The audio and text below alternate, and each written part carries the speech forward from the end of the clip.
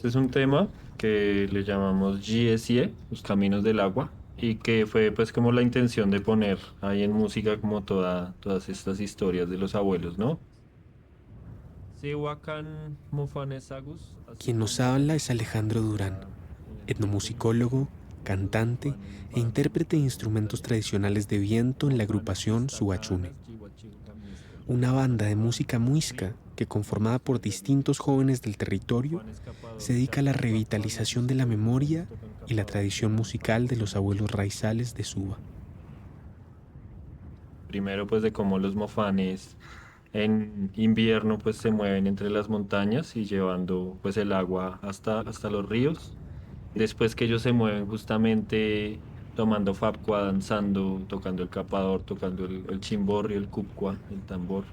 Y pues que ya en el momento del verano, pues ellos se esconden en sus cuevas debajo de la tierra, en el mundo de abajo. Es por eso que salen las vírgenes a mover el agua, como en el verano, el choque realmente, ¿no? Que es el páramo, como esa llovizna, la brisna, que es la lluvia de las mofanas, el páramo.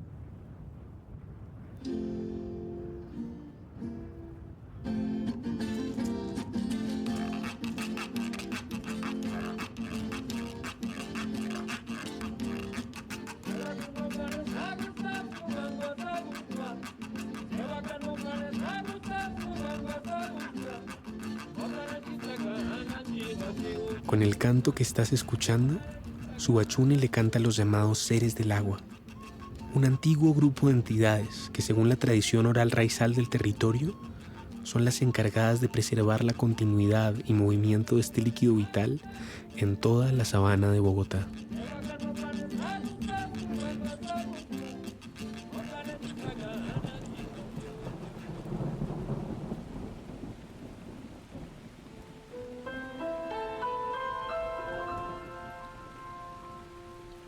Estás escuchando Pensamiento Espiral, el retorno de Bachué.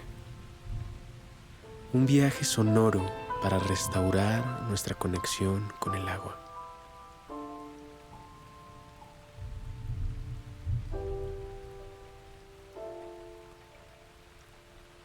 Serpientes voladoras de más de 80 kilómetros de largo. Antiguos hombres vestidos de ruana que vuelan sobre las nubes y dejan sus huellas en el cielo. Culebras guardianas cuya muerte se asocia a la desaparición de cuerpos hídricos. Para la tradición oral raizal de los muiscas, estos seres del agua no son meras leyendas o metáforas, sino entidades reales que aún hoy pueden ser vistas en la sabana de Bogotá y cuya sola existencia se asocia al equilibrio hidrológico del territorio entero. Mi nombre es Juan Diego Beltrán y en este episodio de 2 partes haremos un profundo recorrido por la memoria oral del territorio para, acompañados por el Cabildo Muisca de Suba y las voces de la agrupación musical Subachuni, poder entender la verdad sobre estos seres inimaginables que desafían todo lo que queremos saber sobre el agua y sobre esta sabana verde y poco comprendida a la que millones de personas llamamos hogar.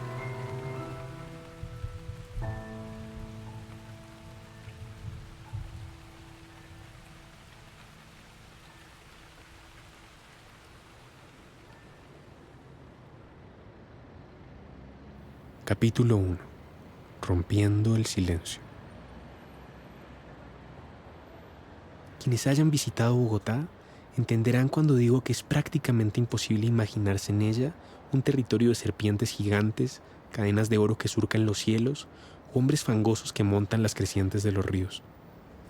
Cualquiera pensaría que esos coloridos relatos, rociados con el rumor del realismo mágico, estarían mejor situados en las cosmovisiones de la Amazonía o en el folclore del Caribe colombiano, no en una fría e insegura ciudad de concreto, de ríos entubados y humedales urbanizados.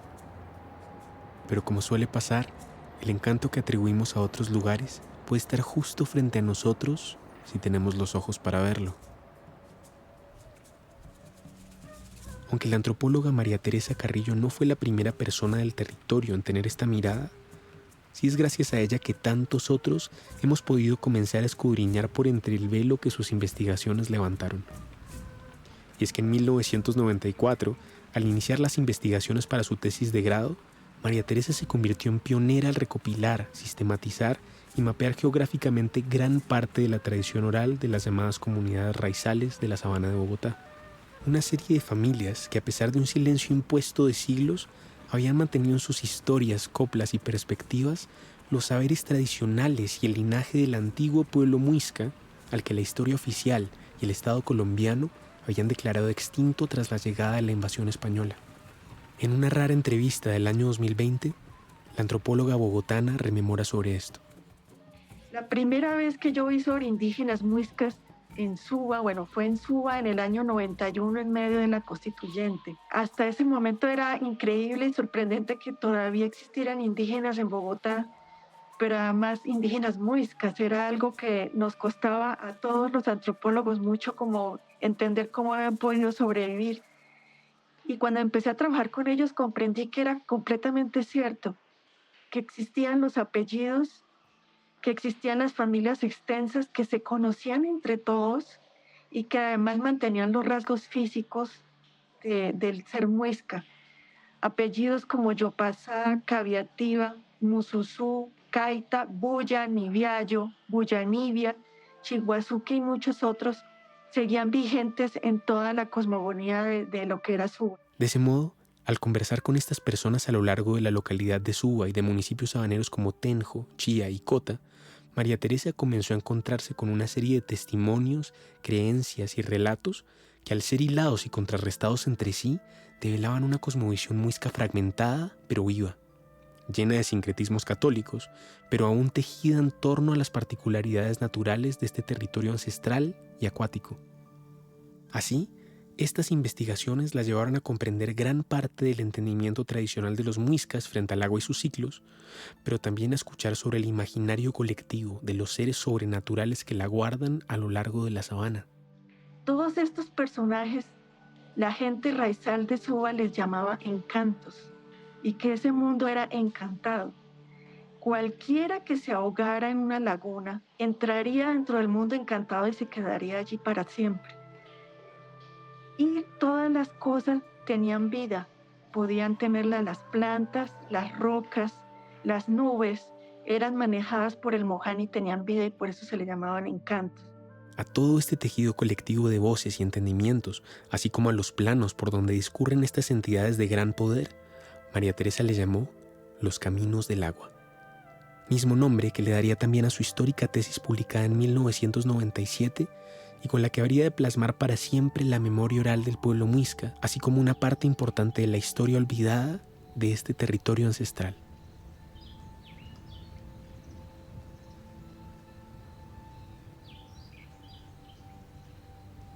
Hoy, 30 años después de que esta antropóloga inició sus investigaciones, estos caminos siguen vivos.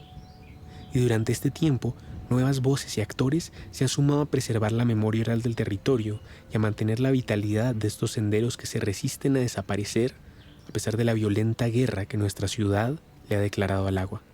Por eso, decidimos seguir los caminos descritos por María Teresa y hoy nos encontramos en el Cerro Santuario, uno de los principales montes que vigilan la localidad de Suba en el nororiente de la ciudad de Bogotá.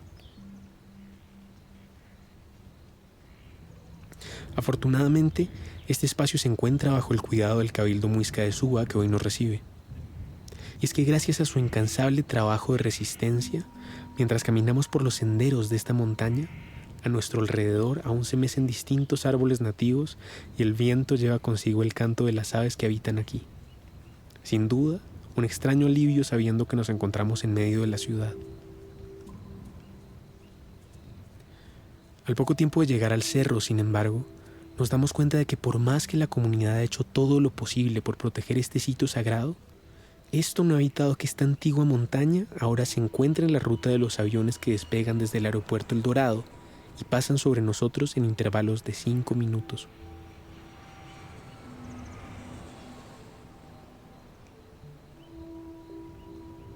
Rodeados por esta danza de sonidos, subimos algunos metros más por caminos de tierra en las faldas del monte hasta llegar a la casa ceremonial de la comunidad, donde Juan Daniel Londoño Triviño, miembro de la Guardia Indígena de Suba y raspero de la banda Subachune, nos introduce al lugar donde realizaremos nuestra entrevista. En este momento nos encontramos en el fueche. En lengua muisca es fogón. En las casas de las abuelas y los abuelos pues estaba este fueche, este fogón, ¿no? Que era la cocina. Y ahí por lo general era donde se preparaban esos alimentos y donde también a través de eso se compartía pues esa palabra y ese conocimiento de la antigua Suba que pues se fue transmitiendo, ¿no? De generación a generación. Así, una vez sentados en este espacio propicio para la memoria, Alejandro Bulla, el alguacil mayor del Cabildo Muisca y tiplero de la banda, abre la conversación explicando que después de tantos siglos de silencio, su generación está lista para hablar con orgullo de la cosmovisión raizal. Mi abuela de alguna u otra forma no me habló explícitamente de los mofanes. Mi abuela pues, no va a decir que desgraciadamente, pero pues ella de alguna u otra forma siempre como que se vio muy directamente relacionada pues con la iglesia. Eso hacía que ella no pudiese hablar de esto porque de alguna u otra forma se tildaba pues de brujería, de bueno, un montón de cosas, como de que está viendo espíritus, ¿sí? Entonces, pues de alguna u otra forma era un poco complicado como desenvolver este contexto, nuevamente por lo que les estaba contando. Uno trata de hablar de esto y lo miran como, sí, bueno.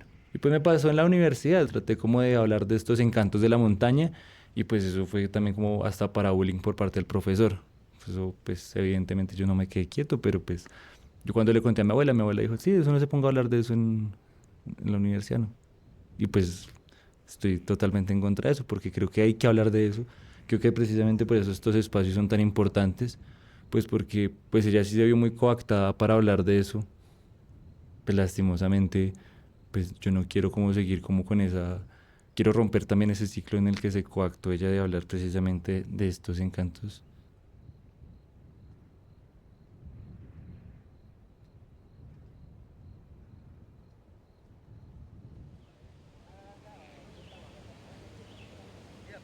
Capítulo 2.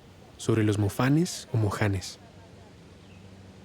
Se presentaba como un indio viejito, vestido como los de antes. Bajaba al mercado a comprar que tabaco, que salpiedra. Él gusta mucho de esas cosas y no las conseguía allá arriba. Entonces pagaba con morrocotas de oro y la gente se sorprendía. Pero cuando atinaban a decirle algo, ya había desaparecido. Y entonces llovía suavecito por todo el pueblo. La gente decía, el moján está comprando. Con estas palabras, don Teodomiro Rivas del municipio de Tenjo le contaba a María Teresa sobre uno de sus encuentros con el moján. Pero aunque esta anécdota ya revela algunas particularidades sobre estos seres, es imposible no preguntarnos qué o quién es el moján. El moján es un ser mítico que controla el agua lluvia, las nubes, las tormentas, los nacimientos, las quebradas y los humedales, o sea, el agua en general. El moján es capaz de controlar todos estos entornos ecológicos. A veces se presenta a las personas como un indio fuerte con barbas de musgo, como un anciano o como un niño de oro. Estos, decía doña Florina, son indígenas que nunca se bautizaron, que para huir de los españoles se recluyeron en los cerros, cerraron las cuevas y viven allí en lagunas internas ocultas a las montañas. Llevan una vida antigua al estilo de cualquier campesino que conocemos nosotros en la sabana de Bogotá. Adentro de ese cerro hay una gran laguna.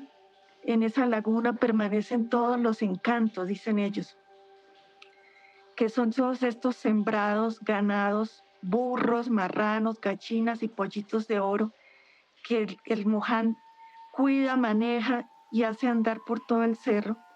Tienen bohíos, también grandes iglesias de oro y plata, y son los dueños de los nacimientos y del bosque, también de la fauna natural de borugos, dantas, venados, paticos, tingües y serpientes madres del agua. Y el mofán es ese ser, primero que también tiene o cuida este territorio, cuida estos cerros específicamente, vive en esas cuevas que por aquí aún tenemos, vive en esos aljibes de agua, ¿no? Que algunas mayoras y mayores conservan con mucho amor y mucha resistencia. Creo que es como ese ente, esa entidad, ese ser que tiene como la capacidad de entrelazarse entre los distintos mundos a través del agua, ¿no? Y al entrelazar los distintos mundos y caminos que toca el agua, el Moján también conecta el territorio a través de ellos. Me empiezan a contar que bajaba el Mofán de la montaña de Monserrate y que se iba para la montaña aquí el Majuy, y que así precisamente como que se conectaban estos caminos del agua que no solo estaban acá en el territorio del altiplano cundiboyacense, sino que llegaban a conectarse quizás hasta con el Amazonas y que con la sierra. Y pues son precisamente como estos espíritus que van llevando el agua, que van llevando un mensaje por el aire, ¿no? Y lo mismo no solo como pues por el aire, sino pues en este cabucho, este mundo seco, es precisamente que la gran mayoría de aguas que podemos de alguna u otra forma ver en lagunas o en ríos, pues se conectan, ¿no? Que el páramo de Guachaneque, como su merced ahorita nos estaba hablando, viene pues toda esta corriente del río Bogotá, que termina por allá en casi que conectando, si no estoy mal, en el río Magdalena. Pues el río Magdalena termina conectando varios lugares de Colombia, que si no estoy mal hasta conecta con el mar, ¿sí? Entonces pues mire todo ya lo que empezamos como a conectar aquí entre las aguas ya de este mundo seco. Y pues ahora, ¿qué más podemos esperar de esas aguas que están subterráneas, no? Entonces pues esos mensajes que llevan esos mofanes y esas mofanas de arriba pues también los están llevando acá y también los están llevando por abajo, ¿no? Porque evidentemente esos tres mundos no están separados, ¿sí? Los caminos de abajo no se separan nunca de los caminos de acá, de los de nosotros, de este mundo seco, y tampoco se separan de los caminos de arriba, ¿no? Y esos caminos evidentemente están en un constante diálogo, que de alguna u otra forma cuando estamos en primero de primaria nos enseñan el ciclo del agua.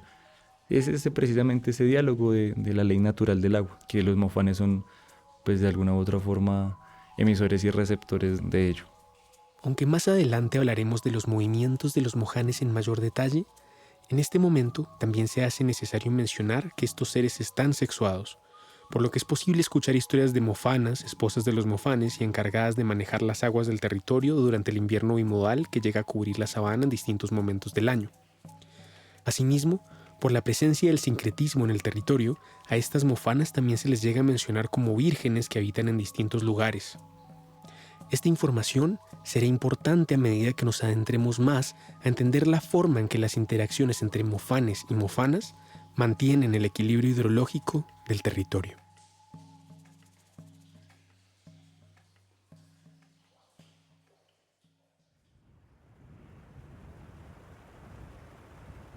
Capítulo 3. Sobre el origen de los mojanes. Los mofanes se crean. Sí, los mofanes no solo están ahí desde el principio de los tiempos. Los mofanes que están hoy habitando el territorio son mofanes que han sido convertidos en mofanes, de hecho, desde el tiempo de la colonización para acá. ¿Cómo surgieron los mojanes? Para comprender esto, es necesario hacer una pausa y remontarnos a la invasión de los españoles cuando se dio la primera gran ruptura de la sociedad muisca, la cual habría resultado en el surgimiento y expansión de estos seres. Y es que según las investigaciones de María Teresa, en este crucial momento histórico, muchos indígenas habrían recurrido a los suicidios masivos para buscar refugio en los canales de agua donde habitaban ya mojanes preexistentes. Así, la conquista dividió a la sociedad muisca en dos grupos: los que se refugiaron en las aguas y se convirtieron en nuevos mojanes, manteniendo sus tradiciones y rechazando el bautismo, y los que fueron bautizados y habrían perdido en gran medida su autonomía, conocimientos y conexión con la tierra durante los tiempos de la colonia y la república hasta principios del siglo XX. Además de la ruptura para la sociedad prehispánica, con la violenta llegada de los españoles, también se configura una intensificada dicotomía entre los mundos de lo seco y lo húmedo, donde el primero corresponde al nuevo orden dominado por los españoles y el segundo se asocia al espacio donde resiste parte importante de las memorias y saberes de la cultura muisca.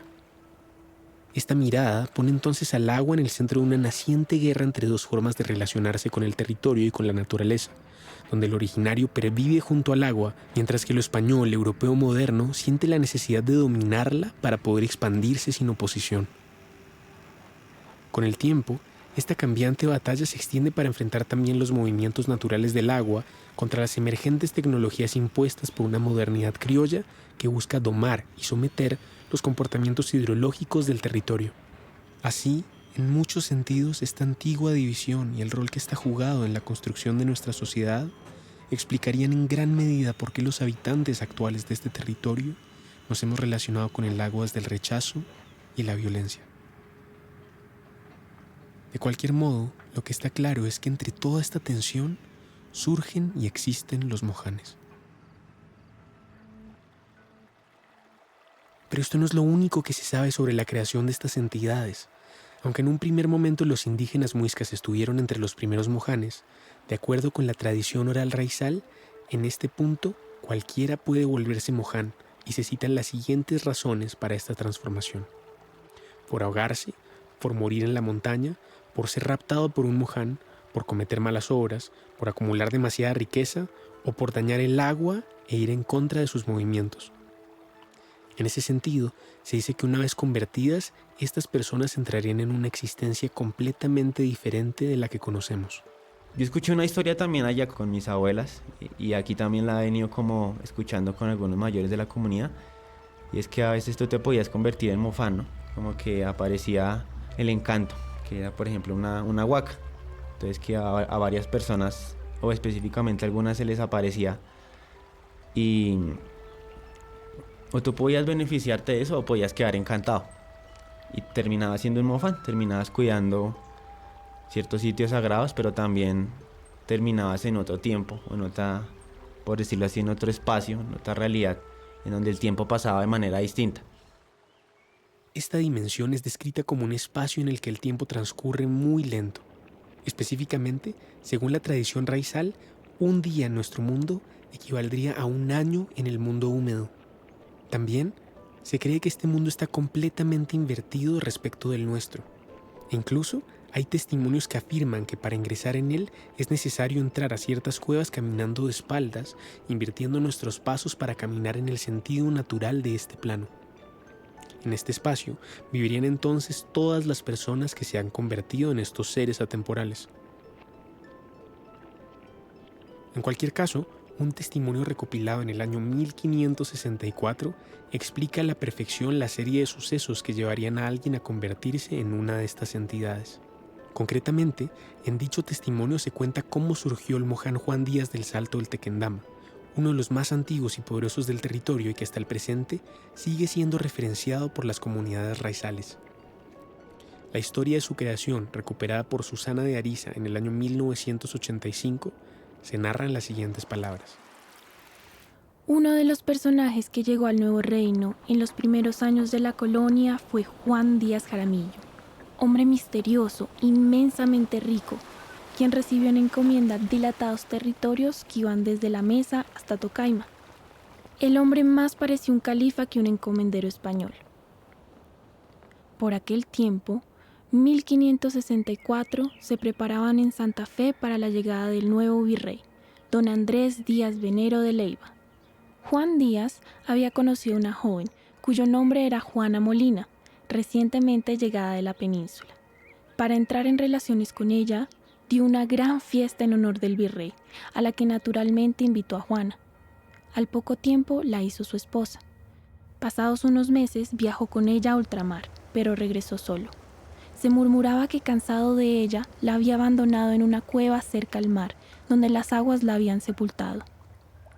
La causa de este desamor fue el haber conocido a Elvira, hija del capitán Hernán González y de la india Firavita de Facatativá, quien estaba comprometida a Rodrigo Peñalver.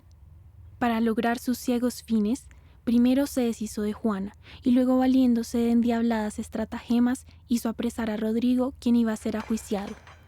Con la condición de que salvara la vida a Rodrigo, Elvira aceptó matrimonio a Juan Díaz. Este hombre maligno tenía en Tocaima su palacio de verano. Resolvió adelantar allí los fastuosos preparativos para la boda, fijando la celebración en Viernes Santo, sin tener en cuenta lo inapropiado de la fecha. Como el capitán González estaba en desacuerdo con los perversos procederes del encomendero, se presentó a la casa de Díaz, conminándolo en nombre de Dios a abandonar sus intenciones. Juan Díaz se mofó de la angustia del padre de Elvira y éste lo maldijo. Cuentan que Díaz dijo: «Ni Dios podrá quitarme a Elvira y mis riquezas». Tan pronto como pronunció estas palabras, el río Patí, en cuyas playas estaba edificada la casa, avanzó con ruido aterrador sin dar tiempo de huir a los invitados. Destruyó la casa y cuanto en ella había. Pasada la tormenta fueron los del pueblo a ver quién o qué podían salvar. Lo único que recuperaron fue el artesonado del comedor, que hoy se admira en la iglesia de la Concepción de Bogotá. Cuando en la región del Tequendama la niebla cubre valles y montañas y el grajo o currucú lanzan su triste canto, la gente dice que es el espíritu de Juan Díaz que todo lo cubre de tristeza.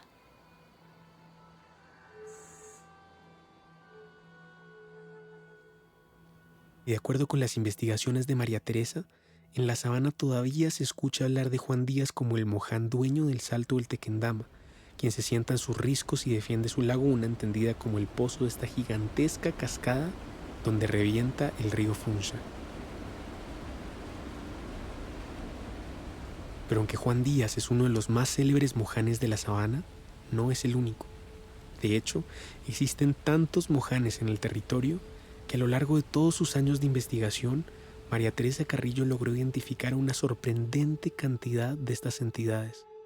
Encontré entonces, en la gran cantidad de mojanes que fui recogiendo, a 19 grandes mojanes en la sabana de Bogotá. Son muchísimos más. Yo realmente me quedé corta para poder abarcarlos a todos. Pero logré descubrir estos 19 grandes mojanes que eran los que casi todos conocían en la sabana. El primero en Fomeque, en Chingaza, en Sopó en el Cerro Pionono, en Nemocón en el Cerro Toca. Monserrate es un moján que está casado con la mojana Fusca de la Caro. Suba, el hijo de Monserrate con Fusca la Caro. Higinio Majuy en Cota y su esposa Chía. La Majuya, que es hija de Higinio Majuy con su esposa Chía. La mojana Huayca, que está entre Tenjo y Tabio. Los mojanes de Carrasquilla, uno de ellos es esposo de la mojana Huayca en Tenjo. La mojana Neusa en la represa Neusa. Los mojanes que están en las salinas de Zipaquirá. Los que se encuentran en la laguna de Fúquene. El moján del Tablazo en Subachoque. El moján Manjuy en Bojacá, que es al extremo occidental de la sabana. Los mojanes en las piedras de Facatativá. Y por último, el moján Juan Díaz en el Salto del Tequendama, que es de los más grandes que hay porque es precisamente donde el río Bogotá revienta y cae en cascada. Hay muchísimos más mojanes, pero son estos los que me encontré que controlaban los bosques de alta montaña de los alrededores de Bogotá.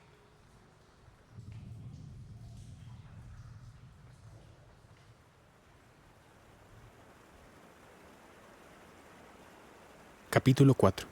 Los mojanes en el presente. Con el paso del tiempo, los mojanes, al igual que la tradición oral muisca, se han ido transformando para incorporar más de los distintos elementos de la sociedad occidental. Según se dice, estos se han visto particularmente atraídos por las distintas músicas e instrumentos que han llegado a la sabana. Algo muy importante es que así como ese territorio, digamos, no humano, ¿no? Como todos esos seres que habitan el territorio, también se va ampliando y va creciendo con el tiempo en que muiscas y no muiscas pues se encantan y se vuelven parte de ese mundo. Ellos también adoptan muchos elementos culturales para que hagan parte de ese mundo de abajo, para que se vuelvan mofanes, sino que también han encantado instrumentos que fueron traídos también con la colonización, como es el caso del tiple, como es el caso de la pandereta, y los han vuelto parte de su labor también, pues en ese entendimiento, ¿no? Los mofanes, pues algo muy importante de la cultura acá en el pueblo muisca es la fiesta, el biote. Los mofanes también son muy fiesteros y ellos justamente cuando van de cerro a cerro van haciendo música, ¿no? Van con el tiple, van con el capador, van tocando su rucuzungo, van danzando el tres, que es una forma muy, muy tradicional de danza acá.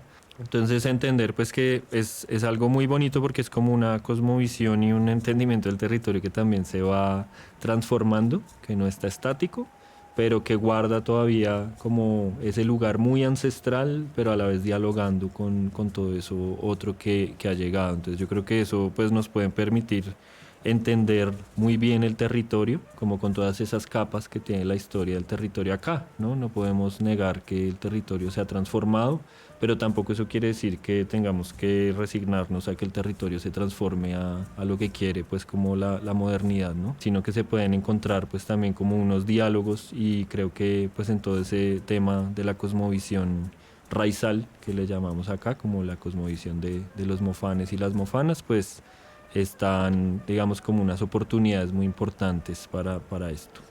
Y es justamente a través de la música que esta generación ha encontrado la forma de establecer y fortalecer su interlocución con los mofanes del territorio.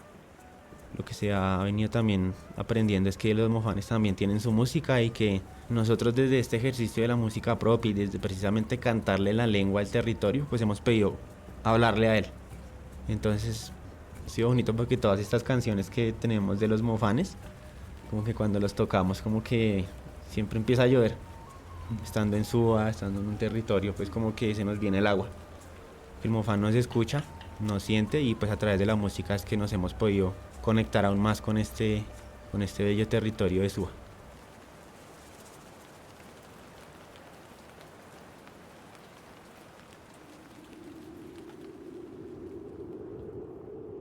Capítulo 5. La importancia de los mojanes. Los abuelos contaban que el momento en el que uno ve como esos hilos, por ejemplo, de nubes que van de un cerro a otro, que no están fraccionados, sino que hay una continuidad pues de la nube. Por ejemplo, acá, no sé, Monserrate, lo que contaba ahí ahorita los chuaques, como de Monserrate, que es el lugar donde está el mofán, papá del mofán de Suba, el mofán de Tensacá. Él, cuando va a visitar, por ejemplo, a su hijo, pues construye todo un camino de agua, que lo vemos pues en momentos sobre todo de invierno, ¿no? Como que se va haciendo todo un hilo de nubes, cada vez como más oscuro, ¿no? Que va a llevar el agua, pero también eso es lo que le permite moverse de un lado al otro. Desde que leí el trabajo de María Teresa, se ha vuelto una costumbre mía salir al balcón a mirar las nubes para buscar en ellas los caminos del agua. Al hacerlo, siento que por fin estoy entablando una conversación que tenía pendiente con el territorio. Así, cada tarde, al menos por un rato, me siento a observarlas en silencio y me pierdo en los trazos que éstas dejan sobre el cielo, en los cientos de colores con las que el sol las pinta al ocultarse, y en la forma en que su cambiante presencia transforma sin esfuerzo todo el horizonte. Mientras una parte de mí intenta encontrar en ellas los patrones que delatan la presencia de los mojanes, la otra, profundamente relajada por el simple acto de observarlas en silencio, se pregunta por qué me tomó tanto tiempo apreciar la calma que traen estas nubes a las que por tantos años miré con desdén. Mientras las observo, sin embargo, con frecuencia esta tranquilidad se convierte en preocupación. Es que aunque las nubes siguen pintando el cielo, se siente como si estas ya no quisieran ser lluvia. Veo cómo se acumulan y se desplazan sobre nosotros, pero es como si eligieran no convertirse en agua o como si algo se los impidiese. De ese modo, cada día la ciudad luce más y más seca. Confundido, observo la resequedad que intenta cernirse sobre el territorio y me pregunto, ¿será que los mojanes se están yendo? A esta pregunta, las investigaciones de María Teresa sugieren una respuesta a través de la siguiente anécdota de don Claudio Cano de Cota. Fue una vez que llovió bastante. Bajó por la quebrada de El Abra un muñeco de oro. Se fue y tomó la vía al río y después en dirección al Salto del Tequendama. A esa ida del Moján del Majuy le echaban la culpa muchos raizales indígenas de que se secaran algunas quebradas. Así, la última reflexión que queda por compartir es que si se van los mojanes, es probable que se vayan también las aguas de la sabana de Bogotá. Creo que el ejercicio también de la revitalización cultural pues es mantener ahí en ese imaginario también esos seres que permitan pues también que sigan existiendo, ¿no? Al seguirlos nombrando también, al seguir cantándoles, al seguir relacionando de esa manera, pues se abona también a que todo ese tejido y todo ese ecosistema que comprende pues tanto seres humanos como no humanos, animales como seres de agua, como pues otra mano de seres, pues siga ahí existiendo, ¿no? Como en esa relación.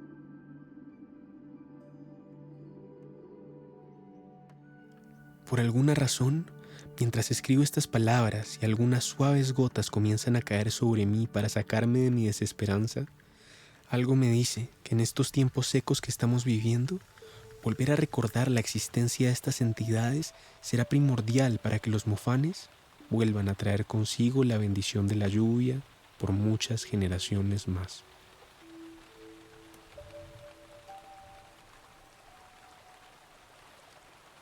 Aunque podría pensarse que ya todo está dicho sobre los seres del agua, los mofanes son nuestro punto de partida en este viaje por la tradición oral de la sabana de Bogotá.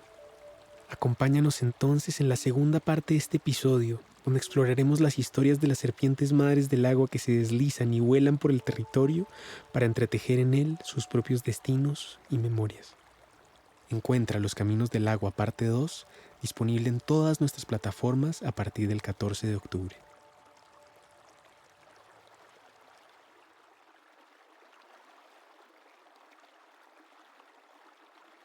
Agradecemos a Alejandro Bulla, Juan Daniel Triviño, Alejandro Durán y María Teresa Carrillo por hacer posible este episodio.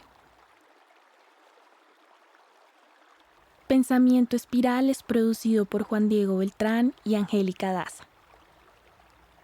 El guión de este episodio fue escrito por Juan Diego Beltrán. El arte del episodio fue creado por Amelia Mortegui. La mezcla y diseño sonoro estuvieron a cargo de José Manuel Muñoz y la musicalización estuvo a cargo de José Manuel Muñoz y Benjamín Medina. Si quieres explorar todo el contenido sobre el agua que estaremos creando para esta nueva temporada, recuerda seguirnos en nuestro Instagram @piensaespiral y suscribirte a nuestros canales de YouTube y Spotify para no perderte ningún episodio. Por último, si deseas apoyar nuestro contenido, recuerda que puedes volverte mecenas de nuestro podcast en Patreon y Ko-fi. A cambio de tu apoyo, recibirás beneficios exclusivos como parte de tu suscripción. Puedes encontrar todos estos enlaces en la descripción del episodio.